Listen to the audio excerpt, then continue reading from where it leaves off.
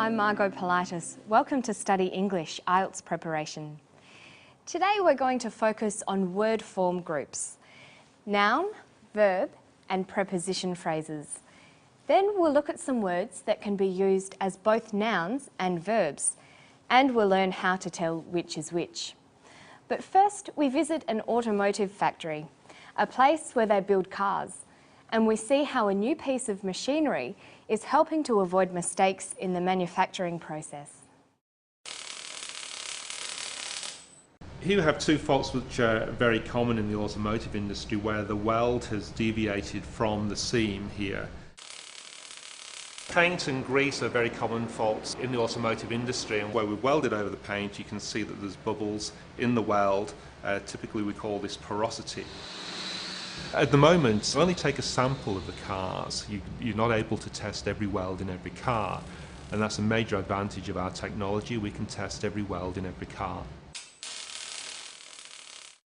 Understanding English is much easier if you understand how words can be grouped together.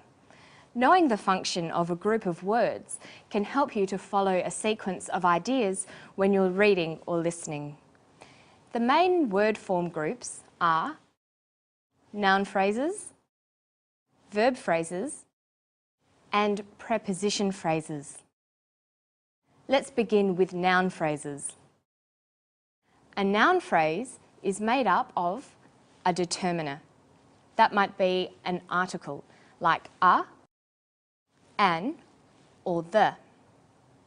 A determiner could be a number like 1, 2, or 3. Or it could be a demonstrative adjective. For example, this or those. As well as a determiner, a noun phrase can have a modifier. A modifier can be an adjective like big, green, or impressive. Or it could be a possessive like my or John's. And finally, a noun phrase must have a noun. An example of a noun phrase is the IELTS test. It has a determiner, a modifier, and a noun. Now let's take a look at a verb phrase. There are a variety of verb phrases. The simplest verb phrase is a single main verb standing alone. Other verb phrases are formed by an auxiliary verb and a main verb, or different combinations of auxiliary verbs and main verbs. For example, she finished her homework.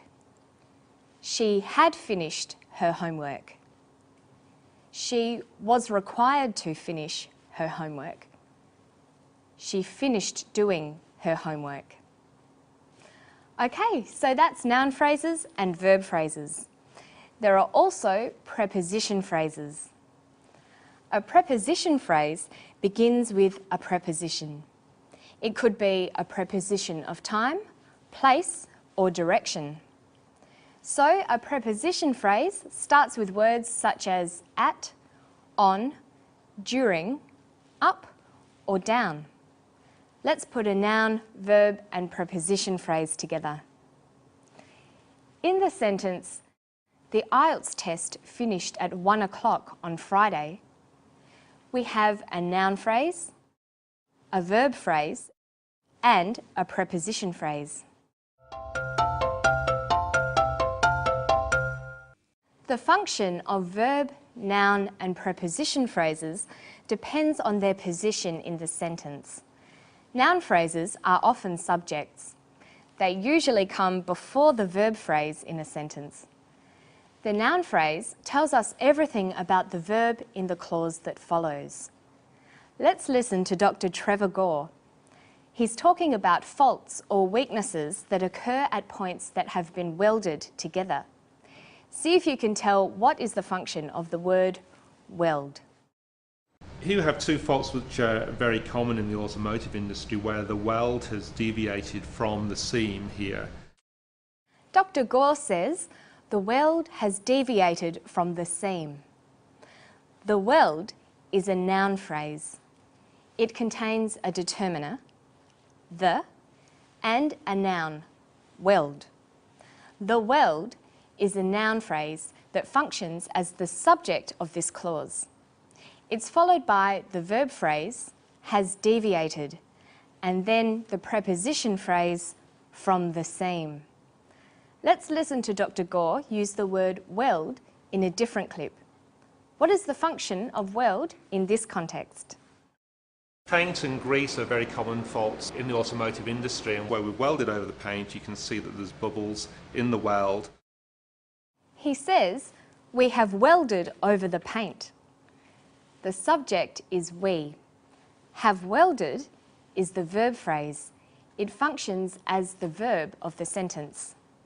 So here, weld is used as a verb.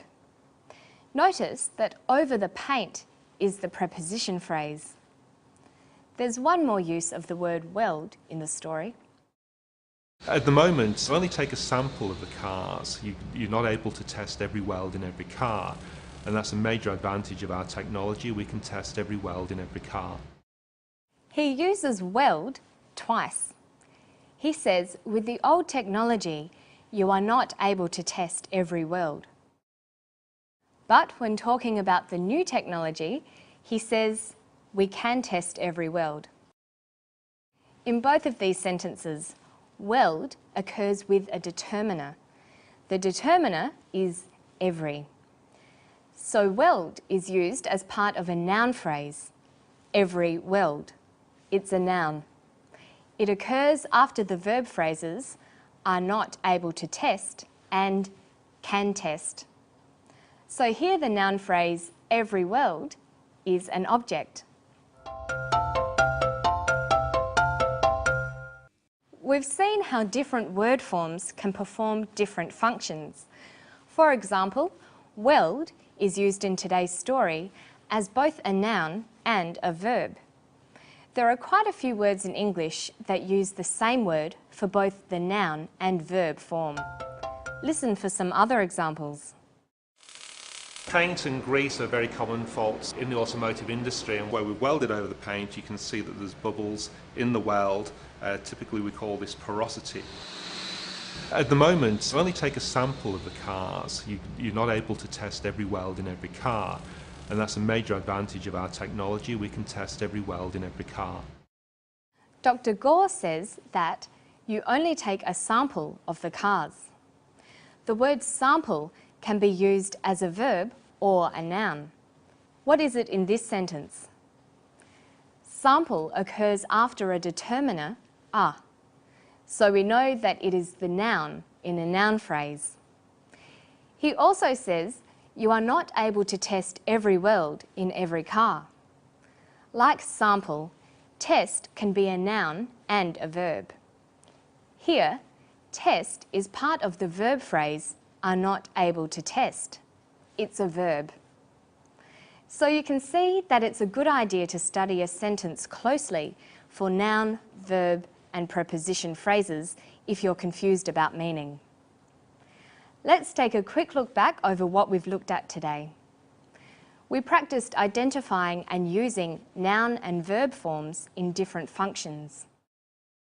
We looked at what makes a noun phrase, a verb phrase, and a preposition phrase. And we finished by looking at words that are both nouns and verbs. There are many more examples and exercises on the Study English website, so don't forget to log on for some more practice. It's at abcasiapacific.com/studyenglish. And I'll see you next time. Bye-bye.